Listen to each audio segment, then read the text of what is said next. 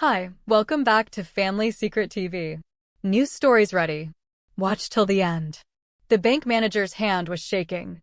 Not trembling. Shaking. She reached for the phone with fingers that couldn't quite grip it properly. Lock the front doors, she told her assistant. And call the police. Now. She looked at me like I'd just handed her a live grenade instead of my dead grandfather's old passbook. The same passbook my mother threw in the trash 15 years ago, calling it worthless junk that should have stayed buried with him. She was so sure it meant nothing. Turns out some secrets refuse to stay in the grave. And some of them have teeth. But I'm getting ahead of myself. Let me start from the beginning. My name is Sarah Mitchell. I'm 33 years old, and until that morning, I thought the most exciting part of my week would be arguing with my landlord about the broken air conditioning in my apartment. It's been out for 3 weeks. We live in Phoenix. In August. My landlord's solution was to suggest I open a window. Sir, it's 112 degrees outside. Opening a window is not a solution. It's a war crime. I work as a paralegal at a small law firm downtown. It's not glamorous.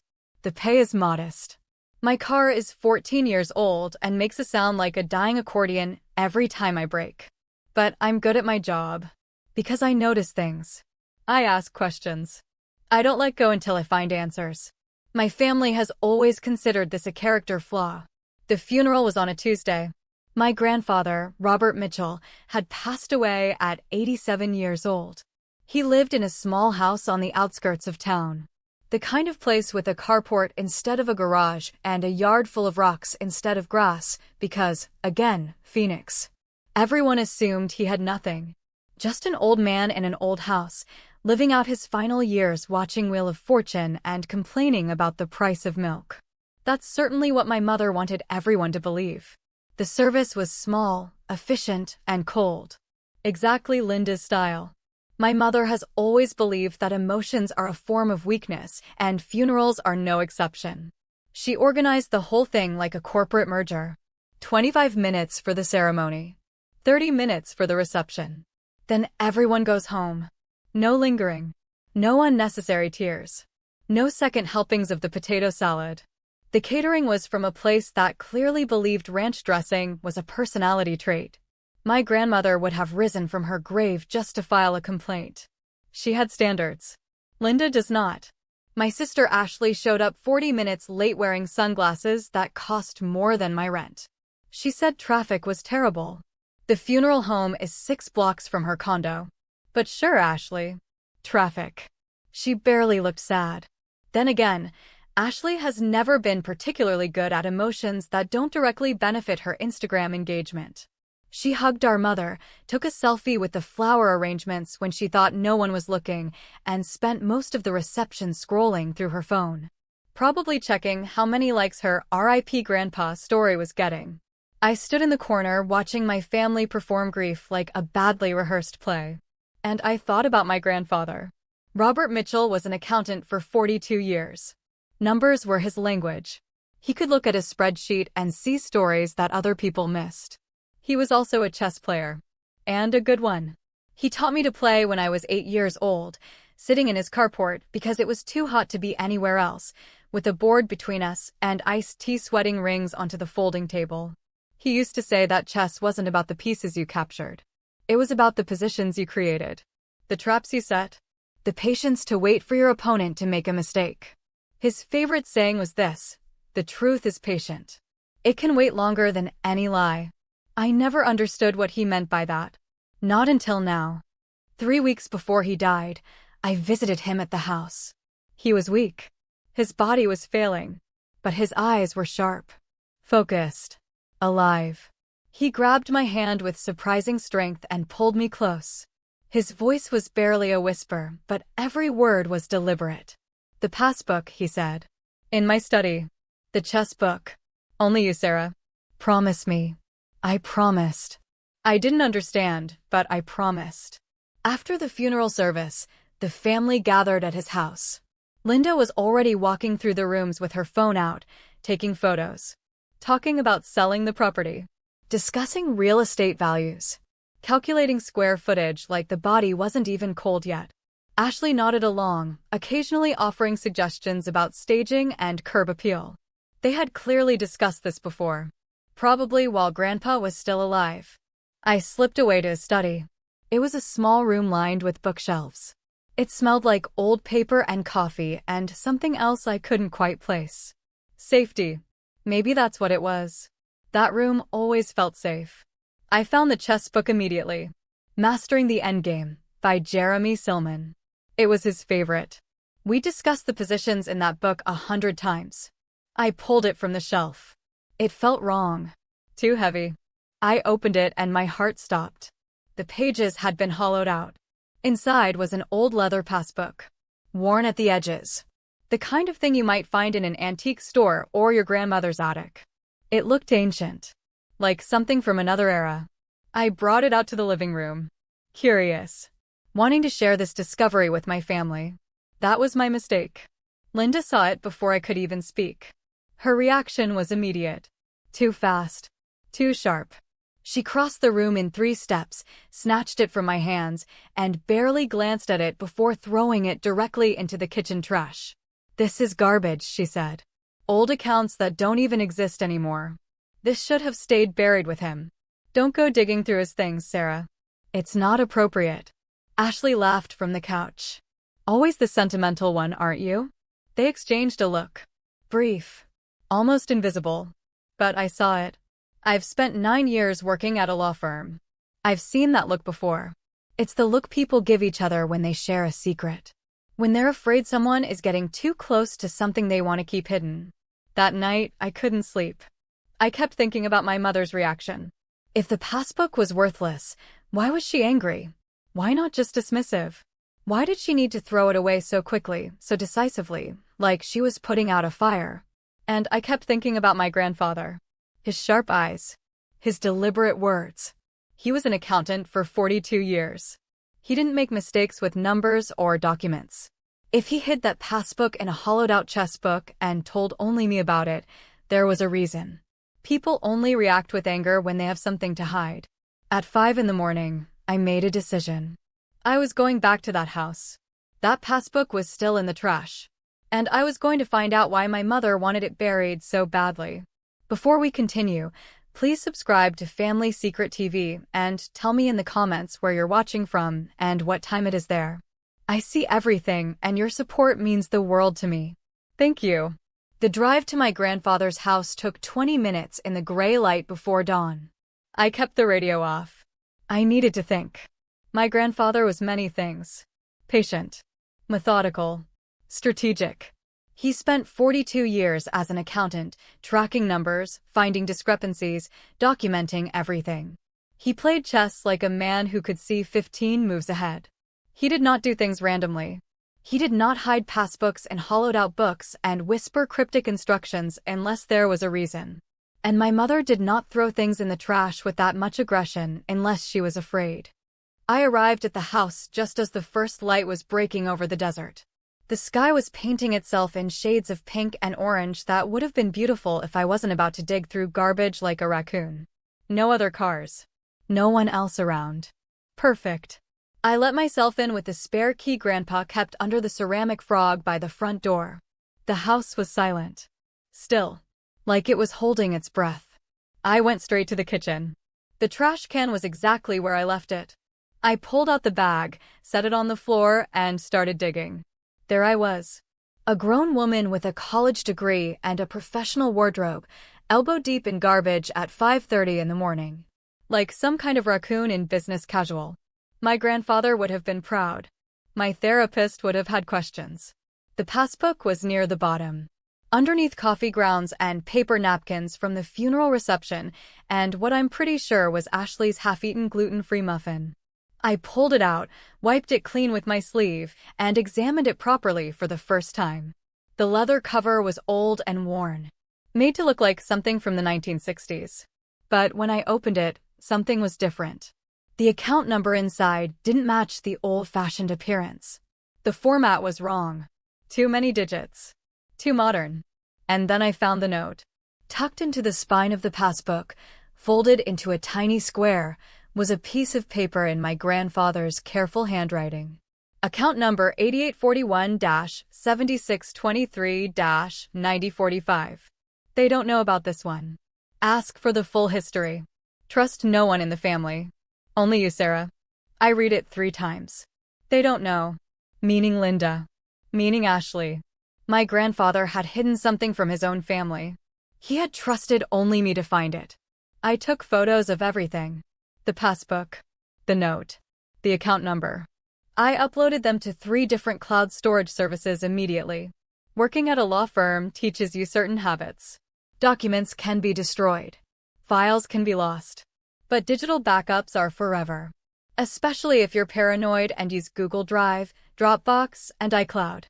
I drove home with the passbook in my bag and questions burning in my mind. The first call came at 9:45 in the morning. Linda. Her voice was sweet. Concerned. Motherly. Everything she isn't. Just checking on you after yesterday, she said. Such a hard day for all of us. I waited. There was more coming. You didn't take anything from the house, did you? Everything belongs to the estate now. We need to catalog it properly before the sale. I lied smoothly.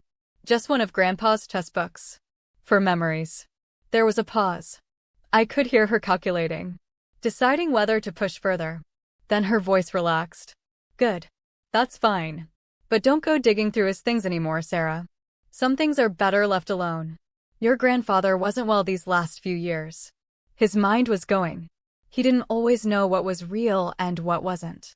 I said nothing. But inside, I was screaming. 3 weeks ago, my grandfather looked me in the eye and gave me specific instructions. The passbook. The chess book. Only me. That wasn't a confused old man. That was a man with a plan.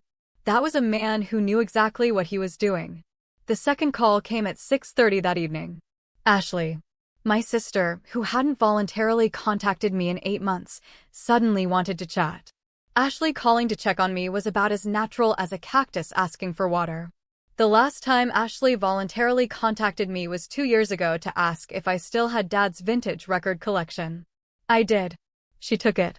Sold it on eBay. I never saw a dime. Some patterns you learn to recognize. Hey girl, she said, her voice too casual, too friendly. Mom mentioned you've been asking about Grandpa's stuff. Just wanted to make sure you're okay. I'm fine, I said. Just processing. She hummed sympathetically. Then, carefully, you know Grandpa didn't really have much, right? The house, some furniture. Mom and I already talked about it. She's going to handle the sale. I'll take care of cleaning out the personal stuff. You don't need to worry about any of it. And there it was. They had already divided everything. Linda gets the money. Ashley gets the valuables. Sarah gets nothing. They assumed I would just accept it. They assumed I wouldn't ask questions. Her parting words, just let it go, Sarah. You know how Mom gets. It's not worth the fight. After I hung up, I sat in my apartment and thought about the timing. Linda called at 9:45. Ashley called at 6:30. 8 hours and 45 minutes apart. Almost like they were coordinating. Almost like they were checking what I knew, confirming their stories, making sure their lives were aligned. They were scared of something. This is exactly why I keep records of everything. Every conversation. Every date. Every detail. Working at a law firm teaches you that memories fade, but documents are forever. I wrote down both calls word for word. Time, duration, exact phrases. I looked at the passbook again. At my grandfather's note. At the account number that was too modern for the old leather cover. Tomorrow, I was taking a personal day. I was going to that bank. I was going to find out what my grandfather hid. And whatever my mother was so desperate to keep buried, I was going to drag it into the light. I took a personal day from work, which my boss granted with minimal questions. One of the benefits of never taking time off is that people don't argue when you finally do. The drive to the bank took 40 minutes. Desert Valley Savings and Loan had been absorbed by a larger institution years ago, but the main branch still existed in a small town called Sunridge. It was the kind of place with one stoplight and a diner that had probably been serving the same coffee since 1973. I walked into the bank at 9:20 carrying the passbook, my ID, my grandfather's death certificate, and documents proving I was family. I expected nothing. Maybe a few hundred in a forgotten account. Maybe just answers. The young teller at the counter smiled when I approached. She took the passbook, examined it with polite curiosity, and typed the account number into her computer. Her smile faded. She excused herself. Made a phone call in the back. Spoke in hushed tones I couldn't hear. 20 minutes passed. I sat in the lobby watching the clock, starting to feel foolish. Maybe Linda was right. Maybe this was nothing. Maybe I had driven 40 minutes for an empty account and a dead end. I sat in that lobby so long I learned the security guard's entire life story. His name was Martin. He was training for a half marathon. His wife made him give up beer. I have never seen a man look so sad while standing 3 feet from a bowl of complimentary peppermints. Then a woman in an expensive suit appeared. Tall, gray at the temples, with the kind of face that was professionally neutral but hiding something. She introduced herself as Patricia Henshaw, regional manager. She asked me to come to her private office. Her hands were slightly unsteady when she took the passbook from me. She examined it like it might explode. Then she sat down heavily in her leather chair and let out a long breath. "Miss Mitchell," she said carefully, "this account is flagged in our system." I felt my stomach drop. Flagged? That word never means anything good. But she continued. "Not because of anything you've done. Because of its history." She explained. The account wasn't from 1962, despite what the old passbook cover suggested. It was opened in 2011. My grandfather had deliberately used the vintage cover to disguise it. To hide it. The account was a high-yield savings instrument with compound interest. It had been untouched for 13 years. The current balance was... She wrote a number on a piece of paper and slid it across the desk. $2,347,819. When I saw that number, I made a sound that I can only describe as what happens when you accidentally sit on a cat. Part gasp, part wheeze, part desperate need to lie down. The bank manager offered me water. I needed something significantly stronger. $2 million. My grandfather, who everyone thought had nothing, who lived in a 1,200-square-foot house and wore the same 4 polo shirts for 20 years, had $2 million hidden in an account no one knew about. But Patricia Henshaw wasn't celebrating with me. Her face was getting more worried, not less. "There's something else," she said. Of course there was. In 2016, someone attempted to access this account. They had power of attorney documents for Robert Mitchell. They had what appeared to be his signature authorizing the transfer. But our verification system flagged inconsistencies in the documents. The signatures didn't quite match our records. The access was denied, and the attempt was logged in our security system. My mouth was dry. "Who?" I asked, already knowing the answer. Henshaw looked at her papers. The person who attempted access was listed as Linda Mitchell. She paused. "Is that a relative of yours?" "My mother. My mother tried to steal this money 8 years ago. She failed. But she tried." Henshaw made more calls. More people arrived. A woman from their security division. A man from legal. Someone from corporate whose job title I didn't quite catch, but who looked very serious and carried a very thick folder. They pulled records from their archives. Not just from Desert Valley Savings. From other banks where my grandfather had accounts. The picture that emerged was devastating. My grandfather had money. Significant money. An inheritance from his own parents back in 1998, carefully invested and grown over the years. By 2009, when my father died and Linda became Grandpa's caretaker, he had accumulated over $1 million across various accounts. Linda found them. And over 6 years, from 2010 to 2016, she drained them. Transfer by transfer. Withdrawal by withdrawal.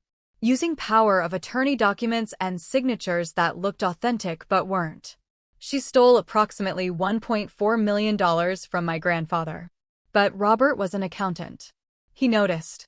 He couldn't stop her legally because she had convinced the courts he was mentally incompetent. He couldn't go to the police because no one believed a confused old man over his devoted daughter-in-law. He was trapped. So he did the only thing he could do. He hid what was left. In 2011, when he realized what was happening, he secretly opened this account. transferred $1 million into it, used the old passbook cover to disguise it, told no one.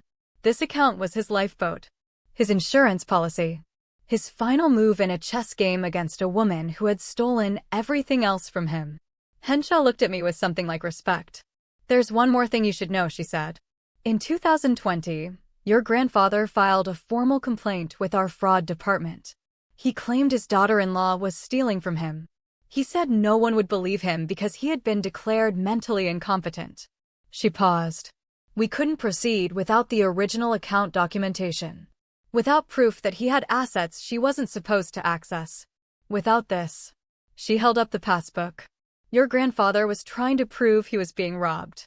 And now you've just brought us the evidence he couldn't provide while he was alive." I sat in that leather chair, holding my dead grandfather's secret. And I finally understood. Robert hadn't given up. He hadn't surrendered to confusion or despair. He had spent 13 years building a case, preparing evidence, waiting for the right moment. And he had left the key with the one person he trusted to finish what he started. Me. Henshaw reached for her phone. "Miss Mitchell," she said, "I need to contact our security division. And I think we'll need to involve law enforcement. This account is evidence of serious financial crimes." I nodded slowly. I had come here expecting nothing. Maybe a few $100s. Maybe closure. Instead, I found $2 million and proof that my mother was a thief. And somewhere, I was absolutely certain my grandfather was smiling. If you're still with me on this journey, I just want to say thank you from the bottom of my heart. Please hit that subscribe button if you haven't already. Your support means everything to me, and I promise the best part of this story is still coming. The police arrived at the bank within 2 hours of Patricia Henshaw's call. 2 detectives from the Financial Crimes Division, both carrying notebooks and the kind of expressions that suggested they had seen this before. Elder financial abuse, they called it. One of the fastest-growing crimes in America. And the perpetrators are almost always family. The lead detective was a man named Victor Ramirez. Early 50s. Sharp eyes. No-nonsense demeanor. He had been working financial crimes for 18 years. And he told me something that stuck with me. "These cases break my heart every time," he said. "Because the victims are trapped. They depend on the people who are stealing from them. They love the people who are hurting them. And when they try to speak up, nobody believes them." He looked at the passbook in my hands. "Your grandfather fought back the only way he could. With documentation. With evidence. With patience." The investigation moved quickly after that. Henshaw provided the bank's records. The 2016 access attempt was documented in detail. The forged signatures. The fraudulent power of attorney. The security flags that had stopped the transfer. It was all there, preserved in the bank's digital archives like a fly trapped in amber. But that was just the beginning. For days after my visit to the bank, I received a phone call that changed everything. The voice on the other end was old but steady. He introduced himself as George Calloway, attorney at law, 81 years old, and Robert Mitchell's friend for over 40 years. "Your grandfather gave me specific instructions," he said. "If he died, I was to contact you. Only you. No one else in the family." He was very clear about that. I drove to his office that afternoon. It was a small practice in a quiet part of Sunridge, the kind of place where lawyers still had wooden bookshelves and framed diplomas from decades past. Calloway met me at the door.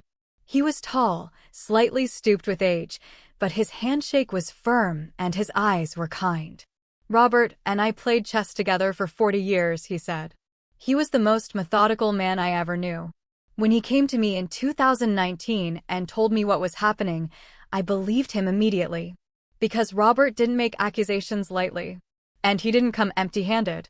He led me to his office and placed a thick folder on the desk between us. Your grandfather spent 5 years building this, he said. He knew no one would believe him while he was alive. So he prepared for after. I opened the folder with trembling hands. Inside was everything. Copies of the forged power of attorney documents, side by side with examples of my grandfather's real signature. The differences were subtle but clear.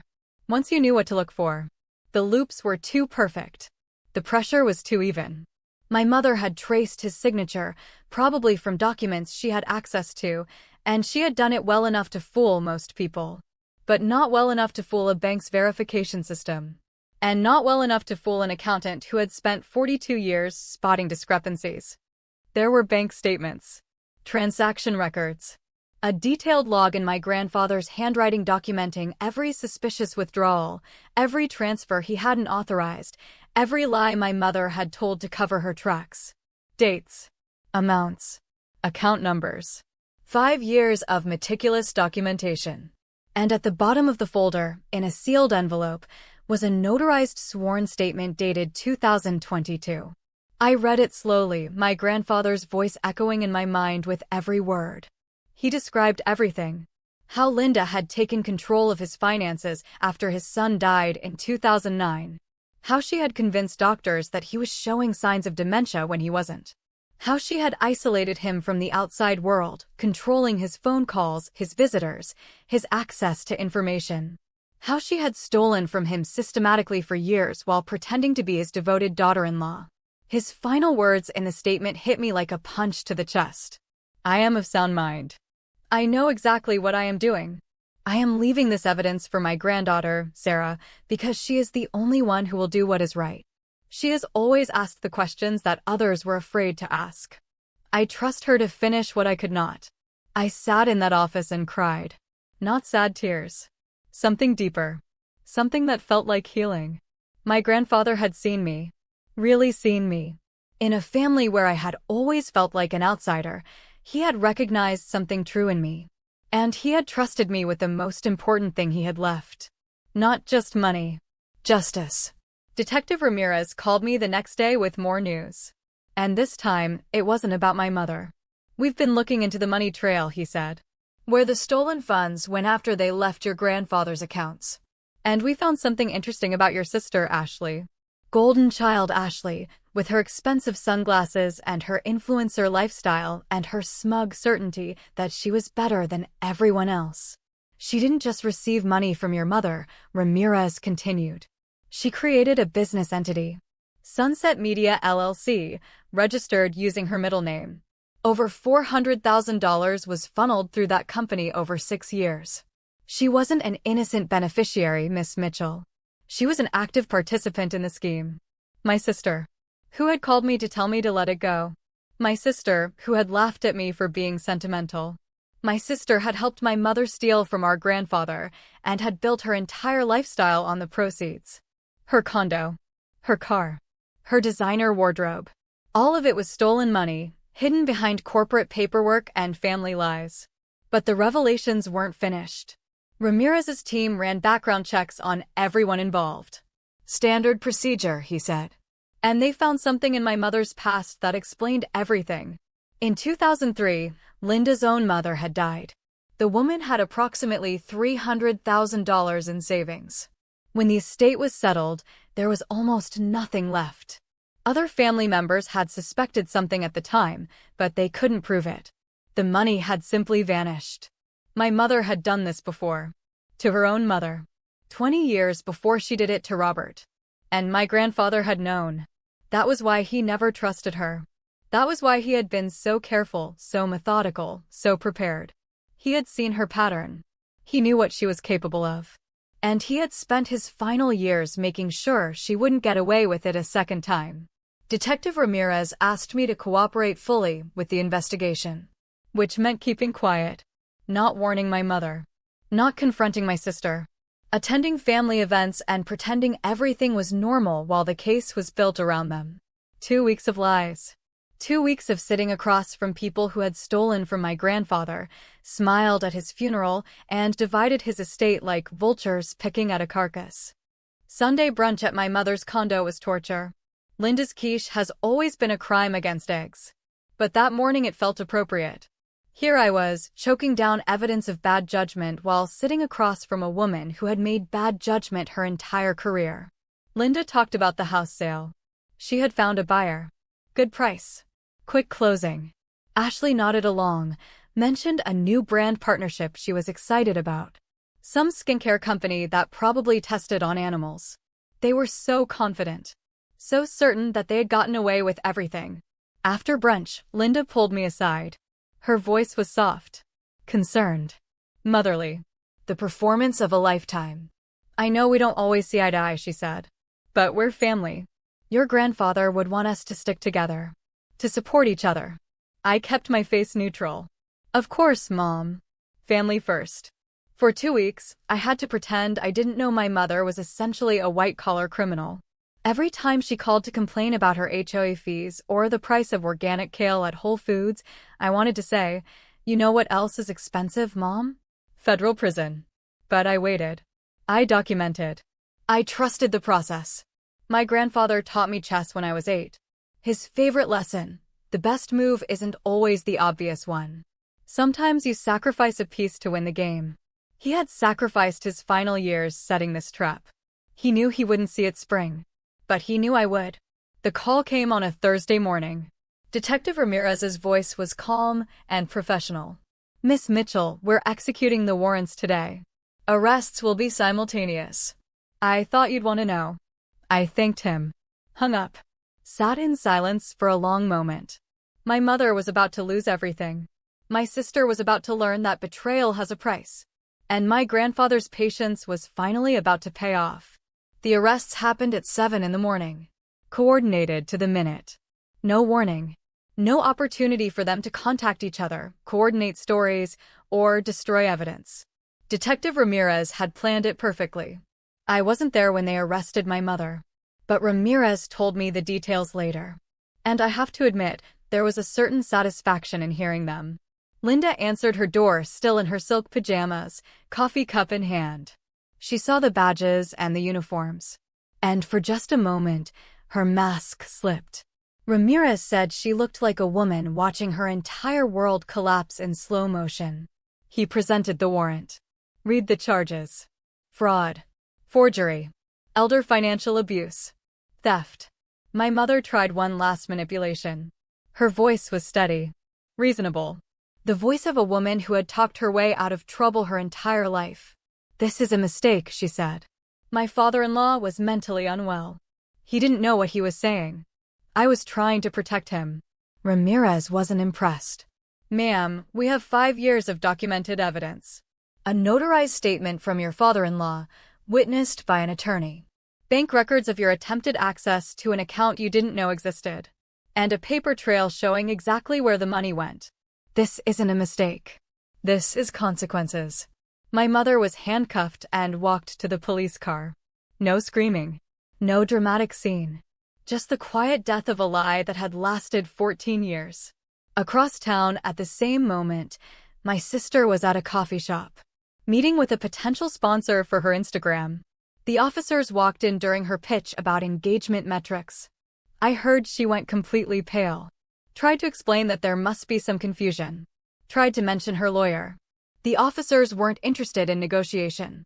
Ashley was cuffed in front of a room full of influencers with their phones out. Her reputation died in that moment. Whatever she had built, whatever image she had cultivated, it was gone. You don't recover from being arrested for money laundering while discussing your skincare routine. The case moved through the courts over the following months. I attended some of the hearings. Watched the evidence pile up. Watched my mother's confident expression slowly crumble as the scope of the prosecution's case became clear. Her lawyer tried everything. Claimed Robert was mentally incompetent, so his statement was invalid. The prosecution brought in 3 doctors who had examined my grandfather over the years. All 3 testified that Robert showed no signs of dementia. He was sharp, coherent, aware. The incompetency ruling, they explained, had been based on false information provided by Linda herself. She had convinced the courts that her father-in-law was losing his mind so that no one would believe him when he said she was stealing from him. The judge was not sympathetic. Ashley's lawyer tried a different approach. He came to me privately with an offer. Ashley would testify against our mother in exchange for a reduced sentence. She claimed she had been manipulated. That she didn't know the full scope of what was happening. That she was a victim too. The lawyer delivered Ashley's message carefully. Your sister says she wants to make things right. She's willing to cooperate fully. I thought about it for exactly 3 seconds. Tell my sister that our grandfather taught me chess, I said. And in chess, you don't negotiate with pawns. It didn't matter anyway. The prosecutors weren't interested in Ashley's cooperation. The shell company proved she wasn't a passive recipient of family generosity. She had created corporate structures to hide stolen money. She had signed documents. She had made transfers. She knew exactly where the money came from. And she had helped conceal it. No deal. Full charges. The sentencing hearing was on a cold day in January. Federal courthouse. Wood-paneled walls. The American flag hanging behind the judge's bench. Before the sentences were read, the prosecutor asked to present a statement from the victim. From Robert. The courtroom went quiet as she read his words aloud. My daughter-in-law stole my money and my dignity. She convinced the world I was losing my mind while she emptied my life savings. No one believed me. But I am not confused. I know exactly what is being done to me. And I am leaving a record so that one day the truth will come out. I watched my mother's face as those words filled the room. She stared straight ahead, expressionless. But her hands were shaking. Ashley wouldn't meet my eyes. She looked smaller somehow. Diminished. The confident, successful influencer who had always looked down on me was gone. In her place was just a woman who had bet everything on a lie and lost. The judge delivered the sentences. Linda Mitchell. 8 years in federal prison. No possibility of early parole. Full restitution ordered. Everything she owned would be liquidated and returned to the estate. Ashley Mitchell. For years in federal prison. Felony conviction that would follow her for the rest of her life. Her influencer career, her brand partnerships, her carefully constructed image of success. All of it was over. I sat in that courtroom and felt something I didn't expect. Not triumph. Not satisfaction. Just a quiet sense of completion. Like a book finally reaching its last chapter. After the hearing, Detective Ramirez found me in the hallway. Your grandfather would be proud, he said. He fought for years. You finished it. I thanked him. Shook his hand. Walked out of the courthouse into the cold January air. Later, Ashley's lawyer called me one more time. Asked if I would consider visiting my sister in prison. He said Ashley wanted to apologize. Wanted to explain. I said I would think about it. I'm still thinking. It's been 7 months. I'll probably keep thinking. Some apologies come too late to matter. Some explanations don't deserve to be heard. My phone buzzed. A text from George Calloway, my grandfather's attorney. Your grandfather left something else for you. One final item. When you're ready, come to my office. One more surprise. One more move from beyond the grave. Robert wasn't finished yet. I visited George Calloway's office 3 days after the sentencing. The January wind was bitter, but the sun was bright. And for the first time in months, I felt like I could breathe. Calloway was waiting for me with tea and a single envelope on his desk. My name was written on the front in my grandfather's careful handwriting. He asked me to give this to you after everything was resolved, Calloway said. He was very specific about the timing. He wanted you to read it when you could appreciate what it meant. I took the envelope. It felt light. Just paper. But I knew it contained something heavy. Before I opened it, Calloway explained the legal outcome. The $2.3 million in the hidden account was now mine. Robert's will, kept safely with Calloway for years, explicitly named me as the sole beneficiary. Linda and Ashley were specifically excluded, with documentation explaining why. Additionally, the restitution process had begun. Assets seized from Linda and Ashley would be liquidated and added to the estate. The house sale proceeds, which my mother had planned to keep for herself, would come to me instead. Total inheritance, once everything was processed, would be approximately $2.8 million. I nodded. But the money felt abstract. Distant. What I really wanted was in that envelope. I opened it carefully. Inside were 3 pages, covered front and back in my grandfather's handwriting. The letter was dated 1 month before his death. My dearest Sarah, it began. If you're reading this, then you found the passbook. You followed the trail. You did what I knew you would do. I want you to understand why I chose you. Your sister was always your mother's daughter. I watched her grow up, learning Linda's values, taking shortcuts, believing that image matters more than substance. I hoped she would change. But hope is not a strategy. An accountant knows better than to trust hope. Your mother never loved me. She loved what I represented. Security, respectability, access to resources she could control. When your father died, God rest his soul, she saw an opportunity. An old man with money and no one to protect him. She thought I was an easy target. She was wrong. I knew what she was doing almost from the beginning. I'm an accountant, Sarah. I spent 42 years tracking numbers, finding discrepancies, identifying fraud. Did she really think I wouldn't notice my own money disappearing? But I was trapped. She had the legal authority. She had convinced everyone that I was losing my mind. Every time I tried to fight back, she tightened her grip. Every time I tried to speak up, she silenced me. So I did what I do best. I documented. I prepared. I waited. The truth is patient, Sarah. It can wait longer than any lie. I hid what I could, built the evidence, left instructions with George. And I trusted you to finish what I started. You were always different from the rest of them. You visited me because you wanted to, not because you expected something. You played chess with me for the game, not for the inheritance. You asked questions that made your mother uncomfortable. You never accepted easy answers. That's why I chose you. Because I knew that when you found the passbook, you wouldn't stop until you found the truth. And I knew that when you found the truth, you would do what was right. I'm sorry for the burden I've left you. I'm sorry you have to be the one to expose your own family. I know it won't be easy.